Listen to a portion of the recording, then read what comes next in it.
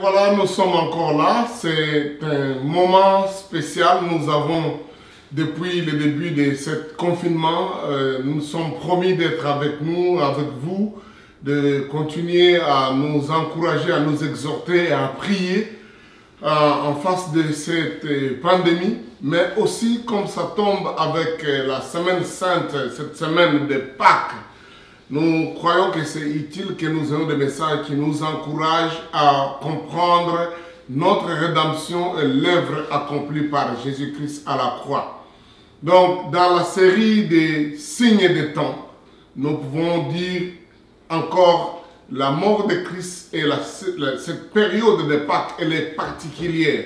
Donc, c'est quelque chose de particulier qui nous arrive et nous devons absolument nous accrocher à cette œuvre rédemptrice. En face des problèmes, des pandémies, d'attaques, des maladies, nous avons besoin de regarder l'œuvre de Jésus-Christ à la croix comme notre vrai rempart, la source de la vraie guérison. Nous avons déjà fait allusion à ce que Jésus disait qu'il était comme les serpents des reins qui étaient placés par Moïse dans le désert lorsque la population était mordue par les serpents brûlants. Et quand ils regardaient les serpents qui étaient sur la perche sur un bois, ils étaient guéris. Nous avons Jésus qui est mort et c'est ce que nous avons célébré hier. Il est mort à la croix, crucifié par la méchanceté des hommes. Ce n'était pas pour rien. Malgré qu'il n'avait rien fait de coupable, malgré qu'il n'avait rien fait de mal, mais on l'a tué, on l'a crucifié, mais il prenait notre place. C'est à notre place, nous, pécheurs mauvais, qu'il est mort. Et j'ai dit que cela est très important pour nous de penser à ça et de réfléchir. Mais aujourd'hui, je voudrais, dans le même contexte, parler de la réalité de qu'est-ce que Christ fait en ces moments-là, entre le moment où il meurt, donc il est mort réellement, et le moment où il va ressusciter, ce que nous allons célébrer dimanche matin, le jour des grands jours de la résurrection. Qu'est-ce qui se passe? Et ça tombe que même par rapport au calendrier juif, ces jours-là, c'est le jour du sabbat. La Bible dit que donc quand Jésus est mort, Joseph d'Arimathée, cet homme riche, est allé prendre le corps de Christ, en fait la permission auprès de Pilate. Il a pris le corps de Christ, il l'a mis dans une tombe parce qu'il était mort. La Bible dit qu'ils avaient fait le constat. D'abord, ils étaient étonnés. Il est déjà mort. Il dit oui, il est mort très vite, quand il avait dit, tout est accompli. Il dit, Père, j'ai remis mon esprit en tes mains. Même les centeniers, celui qui avait exécuté la mort de Christ, était étonné de voir qu'il soit mort aussi vite. Il a dit, cet homme était juste. Parce que les gens qu'on crucifié restaient sur la croix pendant des heures, même des jours. Mais Jésus est mort très vite, de telle sorte que pour s'assurer, il devait prendre une flèche. Ils ont déchiré son côté et l'eau est sortie, et le sang est sorti. En fait, c'est comme pour dire, ils ont fait une autopsie pour vérifier les décès. Et cela était constaté. Maintenant, on pouvait donner le corps à Joseph d'Arimathée qui est allé le mettre dans sa propre tombe. Donc, Jésus est effectivement mort. Et maintenant, donc la Bible dit que quand ils faisaient la cérémonie, les femmes étaient là, donc de l'enterrement. Ils ont fait ça rapidement parce que déjà commençait le sabbat. D'après la coutume juive, on ne devait rien faire les jours du sabbat. Personne ne devait travailler. Et ils étaient contraints de retourner. La Bible dit qu'ils ont mis une pierre et les policiers étaient à la garde parce qu'ils veillaient pour savoir. Donc, comme pour dire, on veut s'assurer qu'il est réellement mort et qu'il ne va pas en sortir. Donc, mais pourquoi je voudrais aujourd'hui parler de cette notion du sabbat et de ces jours de mort? Parce que il me semble que pendant cette période, en même temps que nous sommes en train de parler des coronavirus et des signes des temps de la fin, il me semble qu'il y a un retour, un regain des gens de remettre le sabbat à sa place. C'est-à-dire cette fête où on ne peut rien faire. et que si des problèmes arrivent, quelqu'un m'a même dit, si des situations qui nous sont arrivées parce qu'on a négligé les sabbats. Non, la Bible, il est vrai que Dieu nous a montré clairement dans les 10 commandements qu'il y avait la nécessité de respecter les sabbats. Mais Jésus est celui qui est notre référence, que nous voyons comment lui a traité les sabbats, comment il s'est comporté les sabbats. Et j'ai l'impression qu'il est allé intentionnellement à chaque moment, si pas à l'encontre, mais à une confrontation de ces gens-là qui, pour eux, les sabbats étaient les saints des saints, de tout ça, et on ne pouvait rien faire. Jésus est allé avec ça, donc, comme en confrontation. Matthieu chapitre 12, donc, nous montre même qu'on l'a accusé de toutes choses, on a même dit qu'il était le fils des démons, et qu'il chassait les démons, les esprits mauvais par les démons, parce qu'il les faisait les dimanches, les samedis, les jours de sabbat. Donc, en ce temps-là, donc, on l'accusait de beaucoup de choses, pas lui seulement, même ses propres disciples. On dit, mais il fait des choses les jours de sabbat. Je vous recommande de faire la lecture, peut-être du premier verset de Matthieu chapitre 12, et ce serait intéressant peut-être de lire jusqu'au verset 14. Donc, on voit, donc jusqu'à 15, on va voir que Jésus va faire beaucoup de miracles, peut-être intentionnellement les jours de sabbat, au point où même il a défié les gens, on a mené le cadavre des gens et il les a guéris le dimanche et le samedi, le jour de sabbat. Et les gens même l'ont piégé en apportant des malades, dit, on va voir s'il va le faire. Et il les a guéris intentionnellement. Les disciples sont allés dans les champs cueillir des choses les jours de sabbat. Donc, c'était quand même un événement. Donc, je disais que les gens pensent, beaucoup pensent que maintenant, il faut qu'on retourne au sabbat, parce qu'il n'y a pas le sabbat, c'est pour ça qu'on a des problèmes. Donc, vous comprenez qu'il y a cette tendance de retour à des pratiques judaïques, à des pratiques du judaïsme, à des pratiques de la loi, pour un peu, en quelque sorte, ternir l'image de Christ, pour être en bon terme avec tout le monde. Et ce que je voudrais dire, c'est que notre vrai modèle, c'est Jésus.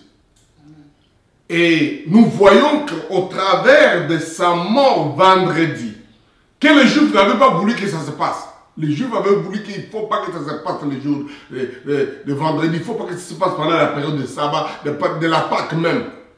Mais cela est quand même arrivé vendredi. Il y a une grande leçon que Jésus nous donne. Non seulement il guérissait les gens les jours de sabbat, non seulement il faisait de temps en temps la confrontation aux gens par rapport au sabbat, parce qu'il a dit qu'il a montré dans le temple que je lis dans Matthieu, là, que nous avons dans Matthieu, quand on lui a amené cette malade, il a dit, est-ce qu'il est capable, est-ce que c'est une bonne chose de faire du bien les jours de sabbat ou de faire le mal? Et donc, il les a confrontés. Il a montré qu'on pouvait faire du mal, du bien les jours de sabbat et que lui, il était le maître des sabbats. Il avait le contrôle de ces jours-là. Les jours du sabbat n'avaient pas été faits pour nuire les gens, mais pour sauver, pour sortir les gens dans des problèmes. Ce n'était pas fait pour que les gens deviennent esclaves de ces sabbats, mais qu'ils en profitent. Je voudrais en ces jours, même quand nous parlons de ce problème de pandémie, faire un peu une allusion à ce que j'appelle les petites choses qui font la différence. Parce que la conception de Jésus par rapport au sabbat, ce n'est pas un jour où on ne fait rien. C'est le jour où on fait du bien. Comment un des biens, c'est le repos. Donc en voyant pour Jésus, il nous montre que le sabbat n'a pas été fait pour nous nuire. Mais il a été comme un jour du bien. Où on doit faire quelque chose de bien, nous reposer. En fait, c'est le jour du repos. Se reposer, ce n'est pas ne rien faire, mais c'est faire du bien à notre corps. Pendant ce temps de confinement, peut-être beaucoup ne se rendaient pas compte avant combien on était hyper actifs dans un activisme, on travaillait et ça détruit même la capacité de comprendre les relations avec les autres, de valoriser la vie en famille, même de donner le repos à notre propre corps. Moi aussi, je suis coupable de ça, je dois le dire. On est hyper actif, même comme on dit en anglais, workaholic. On travaille jusqu'à devenir un accro à ça. On pense que la réussite de la vie, c'est quand on travaillera dur. Et maintenant, le coronavirus et le confinement nous amènent à dire, prenez le temps de vous reposer. Aujourd'hui, les médecins nous expliquent de plus en plus qu'une façon de ranimer ou de renforcer notre système immunitaire, c'est aussi de nous reposer suffisamment. Ce n'est pas de devenir paresseux. Dieu a donné 6 jours de travail et 1 jour de repos pour montrer la balance. Que le travail prendrait beaucoup de temps et le repos un peu de temps, mais il faut qu'on puisse l'avoir. Donc, ce n'est pas ne rien faire les jours de sabbat, mais faire du bien les jours de sabbat, en commençant par le bien de notre propre corps, de notre propre vie. Et ici, il meurt. Jésus meurt. Il est enterré. Et nous allons voir comment Jésus, dans ces jours de sabbat, qu'est-ce qu'il va faire? C'est là où je voudrais associer à cette problème du sabbat à la notion du séjour de mort. Jésus va entrer dans la mort parce qu'il est réellement mort. Et les jours du sabbat, il travaille. Quel genre de travail il fait? Jésus a travaillé les jours du sabbat? Oui. Les textes des Écritures nous montrent clairement qu'en mourant à la croix, Jésus il a dépouillé les dominations, il les a livrées publiquement en spectacle, il a détruit celui qui avait la puissance de la mort, c'est-à-dire les diables. Ça, nous voyons beaucoup de textes de la Bible. Colossiens chapitre 2, verset, vous pouvez prendre à partir du verset 1er jusqu'à... D'ailleurs, j'aimerais le lire ça comme un des versets clés avec lesquels nous voulons terminer aujourd'hui pour montrer le travail que Jésus a fait ce jour-là de sabbat. Donc, je vous encourage de lire tous les chapitres, ça, 17 versets, c'est formidable, mais je reviendrai sur ça pour tenter de clôturer. Mais en très peu de mots, en mourant à la croix, Jésus a dépouillé les dominations, les autorités, les principautés, les puissances des ténèbres. Il les a livrées publiquement en spectacle en triomphant d'elles par la croix. Hébreux chapitre 2, verset 14 dit, il est devenu chair et sang comme nous, pour que par sa mort, il anéantit celui qui avait la puissance de la mort, c'est-à-dire le diable, et ainsi délivrer tous ceux qui étaient toute leur vie retenus dans la crainte de la servitude de la mort. C'est l'un de mes versets préférés pour ceux qui me suivent tout le temps. J'aime ce verset parce qu'il est comme un évangile en peu de mots. Le message de tout ce que Jésus a accompli en ce moment-là, en mourant à la croix, est résumé par ces versets-là. Donc, et Apocalypse nous explique qu'en mourant, donc d'abord Pierre nous dit qu'en mourant, il est allé dans le séjour de mort et il est allé libérer ceux qui étaient captifs. Ephésiens chapitre 4 dit la même chose, qu'il est allé dans le séjour de mort, il est descendu dans le séjour de mort et là il a libéré les captifs et quand il en est sorti, il a fait des dons aux gens, des serviteurs, des ministres. Donc, nous voulons comprendre un peu cette réalité que Jésus, en mourant en ce jour de sabbat, il a fait du bien. Ce n'est pas qu'il n'a rien fait. Il a fait du bien. Il est au travail. Il est au travail. Sachant que Jésus est 100% homme, 100% Dieu. En tant que 100% homme, il est mort. En tant que 100% Dieu, il est au travail. Il travaille. Et le travail, c'est la libération. La libération. Et surtout, ce qui est merveilleux, c'est que Apocalypse, chapitre 1er, nous montre qu'en mourant, en entrant dans la mort, qu'est-ce qu'il fait? Il livre une bataille où il va pour confisquer les clés de ce jour de mort. Alléluia! Gloire au Seigneur. Il va prendre la clé de ce jour de mort où Satan retenait des gens esclaves pendant des générations, et il terrorisait les gens par la servitude de la crainte de la mort. Il dit, si tu ne fais pas ce que je demande, tu vas mourir. Et les gens tombaient, les gens cédaient. Beaucoup de gens cèdent dans les péchés, beaucoup de gens cèdent dans les problèmes parce qu'il y a la terreur de la mort. Et c'est ce qui se passe maintenant, même dans la situation de la maladie maintenant. C'est comme si ce virus-là te dit, je vais te tuer. Et quand on dit, tiens, t'atteins, tu es positif, ouh, la crainte, la peur. terrorise les gens. Il y a des gens qui ne meurent pas de virus, qui ne meurent même pas de la concentration et même de l'infection, mais de la peur. La peur de la mort, elle est chez tout le monde. Moi aussi, hein, je suis coupable de ça. La mort, elle fait peur. Elle fait peur que personne ne vous trompe. Non, non, non, non, non, non. Et donc, le diable utilise la mort pour la peur. Mais il fallait que Jésus entre dans les séjours de mort. Pour qu'il entre. Et la Bible nous montre qu'il y est entré comme un homme fort. En fait, le diable voulait dire à Jésus, bon, fais attention Jésus, hein, tu fais ce que je te demande, sinon tu vas mourir. Jésus dit, je suis prêt pour ça. C'est pourquoi Jésus a dit, mon Père m'aime parce que je sais donner ma vie et je la donne de moi-même, mais aussi parce que je suis capable de la reprendre. Waouh! Jean chapitre 10. Donc, en mourant à la croix, les diables, hier j'avais dit, les princes de ténèbres n'ont pas compris qu'il y avait un jeu derrière ça. Ils pensent, la Bible dit, s'ils avaient connu ça, ils n'auraient pas crucifié Jésus. Mais Jésus a dit, Père, je sais, je m'en vais pour faire ta volonté. Et dans toute volonté, il se livra.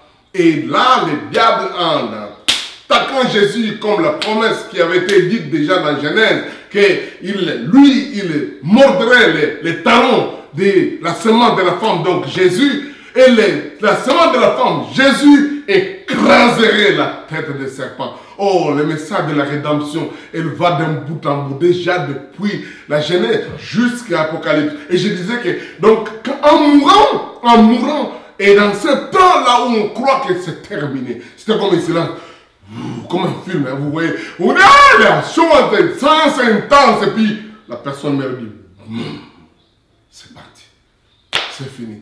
C'est pourquoi je vous recommande de lire, de suivre un peu les mini-films que mes enfants, Debbie a fait avec Salem et Cresson. Formidable, ils expliquent le business que le diable faisait au travers de la mort en menant beaucoup de gens à mourir. Et il disait, maintenant c'est terminé. Donc on a tué le plus grand de tous, celui-là même qui résistait les morts. Ça n'est fini là. Mais Jésus est entré dans le séjour de mort, pas pour être réduit au silence. C'était pas pour que tout finisse.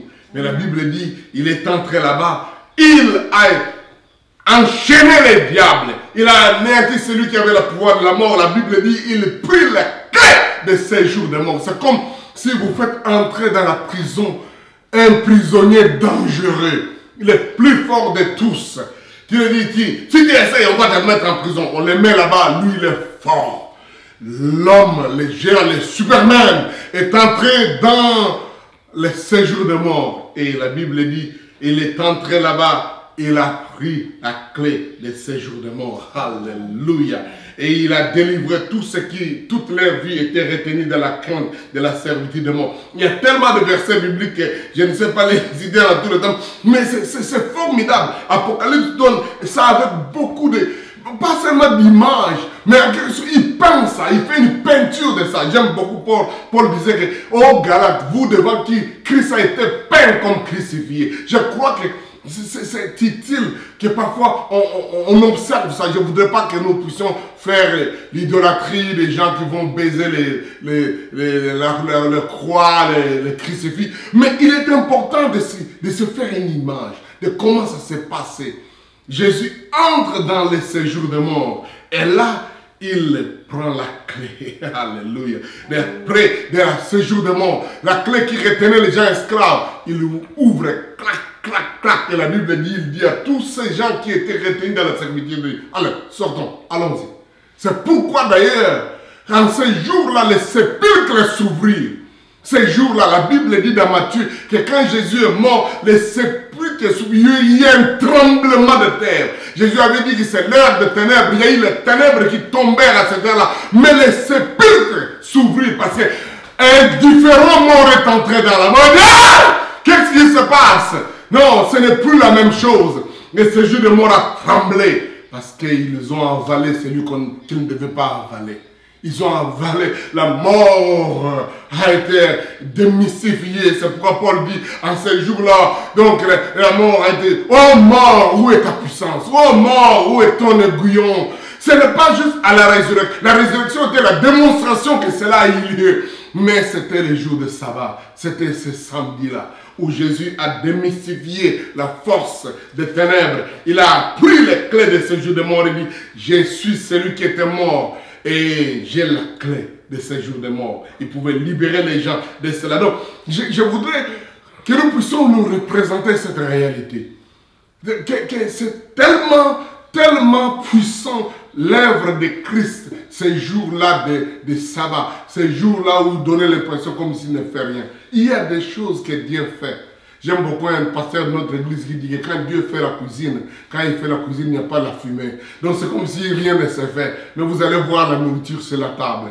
Comme s'il n'y avait rien qui se faisait en ce moment-là. Mais alors que réellement Jésus combattait pour nous. Il est allé dans le séjour de mort. C'est pourquoi parfois quand les gens ne comprennent pas ça, ils perdent leur temps avec, aujourd'hui, il y a toutes sortes de messages pour dire, oh, pour combattre le diable, on va entrer dans les Muzindo, dans la profondeur du monde des ténèbres pour aller libérer les gens. Non, il n'y a aucun verset biblique qui vous dit ça. C'est juste une interpellation, une interplantation des pratiques occultes, de magie, de puissance des ténèbres ou des conceptions, donc des religions, des druides, des religions de francs-maçons ou des religions ancestrales africaines.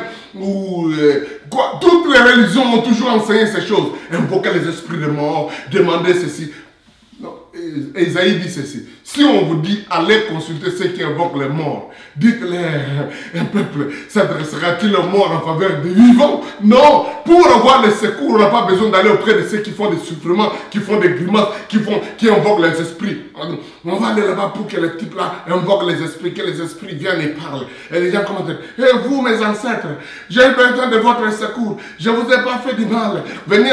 Et c'est comme ça, toutes les fausses religions sont basées sur cette désir ou cette tentative des êtres humains d'aller dans l'enfer, d'aller dans les séjours de mort, d'aller chercher les secours, soit de leur offrir des sacrifices, soit de parler au diable, de faire des courbettes, soit d'aller chercher leurs secours pour que les diables, les démons, les morts viennent vous secourir. Les morts ne peuvent pas vous secourir. Jésus nous a donné une parabole de ces Lazare et l'homme riche qui est mort, et les deux sont allés dans le séjour de mort. Et celui qui était dans le séjour de mort, effectivement, il voyait la souffrance, la misère, et il voyait ses frères qui sont restés en haut. Il a dit, je vais faire une association d'intervention rapide auprès des gens qui sont vivants là-bas. Il a dit, envoie Lazare qui est là au secours. Jésus a dit, non, c'est terminé. Cette histoire, on ne peut pas changer de camp. Toi, tu ne peux pas changer de camp. Et aussi, ta mission ne peut pas réussir parce que même si quelqu'un venait de ces deux mots, ils ne croiront pas.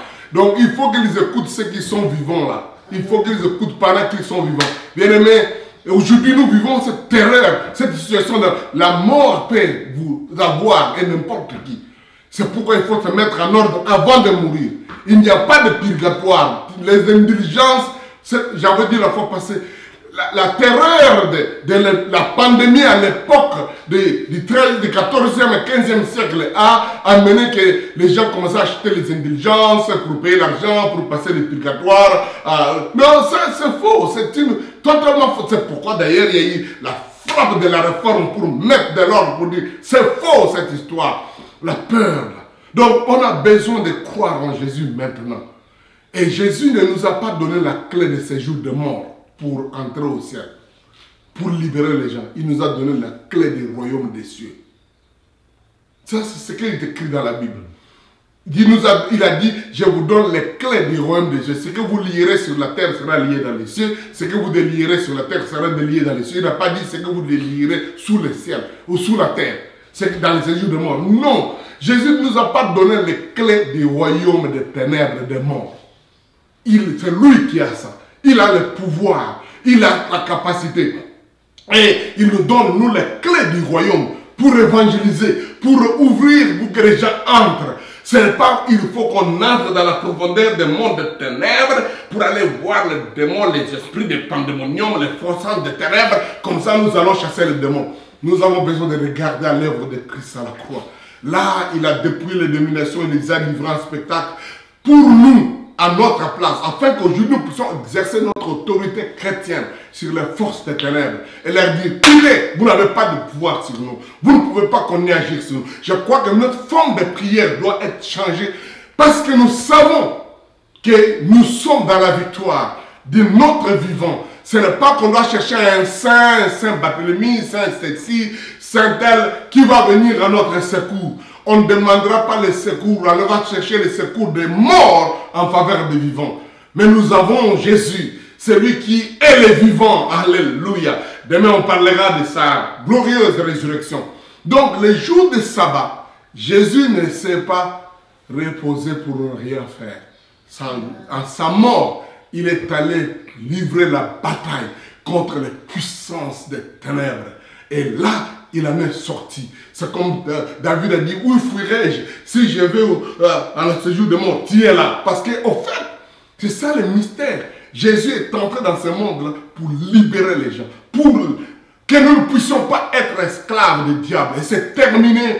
Et il a vaincu la mort. Nous devons, j'ai écrit un livre d'ailleurs, un livre là-dessus dit, l'enfer, descendre pour libérer les captifs. Non, nous ne devons plus aller encore en enfer, descendre pour libérer les captifs. Vous pouvez trouver un de mes livres là-dessus. Il y a des passages merveilleux quand je pense, j'ai réalisé encore ça, je dis, oh, Jésus est mort une fois pour toutes. Il est mort à notre place. Alléluia, alléluia. Et que maintenant il a vaincu la mort pour nous. Il nous a libérés aujourd'hui. Alléluia. Je vous recommande des livres. Prenez-les, lisez-les. Vous allez voir comme c'est formidable la victoire de Jésus sur la mort. Donc, sur Amazon, vous pouvez trouver mon livre, L'enfer, descendre pour libérer les captifs. Donc, c'est important de comprendre que nous n'avons pas besoin d'aller dans les profondeurs des ténèbres. Jésus y était là. Et c'est ce qu'il a fait les jours-là. Et la Bible nous montre qu'il est sorti. Alors, avant que je termine, lisons, j'ai promis qu'on va lire Colossiens chapitre 2. Alléluia. Oh mon Dieu, je pouvais rester pendant longtemps parler de ça. J'aime cette histoire de la victoire de Jésus sur la mort, de son temps qu'il a passé dans les séjours de mort. Et quelques heures, enfin quelques jours, Jésus a dit comme Jonas a été dans le ventre du poisson, ainsi le Fils de l'homme sera dans le ventre du poisson. Quand il en est sorti, c'était le réveil. Alléluia.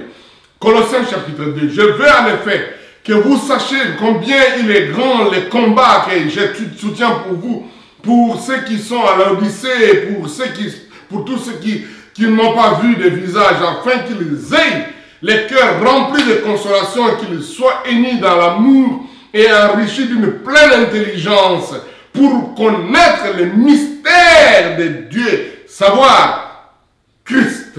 Le mystère de Dieu, c'est Jésus. Alléluia. Un mystère dans lequel sont cachés tous les trésors de la sagesse et de la connaissance.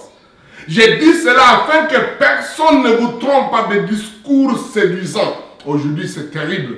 Les fake news, les gens racontent n'importe quoi maintenant, oh mon Dieu. Non seulement à cause de la pandémie, mais parce que, bon, la liberté, chacun dans le téléphone, il écrit, ce qu'il dit, ouais, un docteur, il raconte, et tout le monde peut s'improviser facilement prophète. Aujourd'hui, nous vivons une époque où il y a comme on dit, il y a un déferlement de fausseté. Parce que un des signes des temps de la fin, je reviendrai sur tout ça, un des signes des temps de la fin, c'est que le diable amènera un esprit de mensonge. Pour que les gens croient à des choses qu'ils ne devaient pas croire. La Bible dit, n'ajoutez pas votre foi à ce qu'il ne faut pas croire. Ne croyez pas n'importe quoi. Il y a des choses qu'on ne doit pas croire. Quand vous croyez, quand vous aimez l'amour du mensonge, vous voyez, il y a des gens parfois, ils aiment tellement les fake news, ils aiment tellement les mauvaises choses.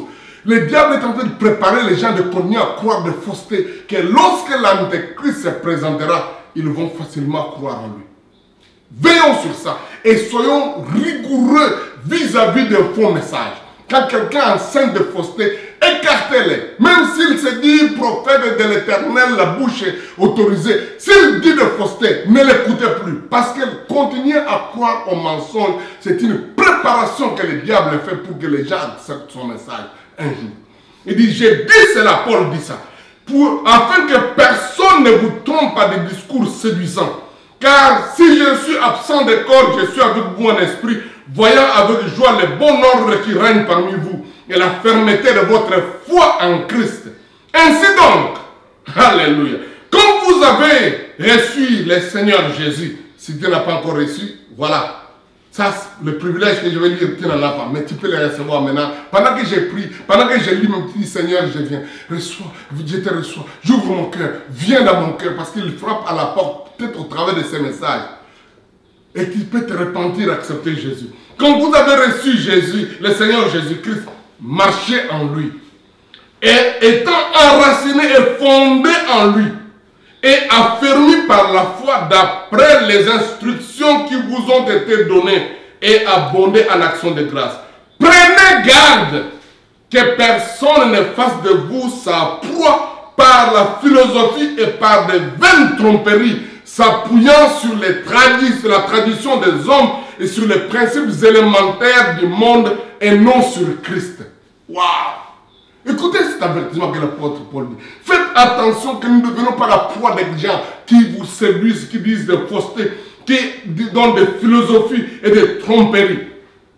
Et qui ne pas, donc, qui sont sur les traditions des hommes, les principes élémentaires des choses du monde et non sur Christ. Car en Christ habite corporellement toute la plénitude de la divinité. En Christ habite corporellement tout, donc 100% Dieu. Alléluia. Et vous avez tout pleinement en lui. Tout. Qui est le chef de toute domination et de toute autorité. Et c'est en lui Jésus, que vous avez été circoncis d'une circoncision qui n'est pas de la main, que la main n'a pas faite, mais de la circoncision de Christ, qui consiste dans le dépouillement du corps de la chair et ayant été enseveli avec lui. Oh, alléluia. Ce jour-là, quand on a enterré Jésus, nous sommes morts. Nous avons été aussi ensevelis avec lui. Alléluia. Je parle de ces jours de Christ dans la mort. Vous avez été ensevelis avec lui par le baptême et vous êtes aussi ressuscités avec lui. Alléluia. En lui et avec lui. En lui et avec lui. Alléluia. Par la foi en la puissance de Dieu qu'il a ressuscité des morts.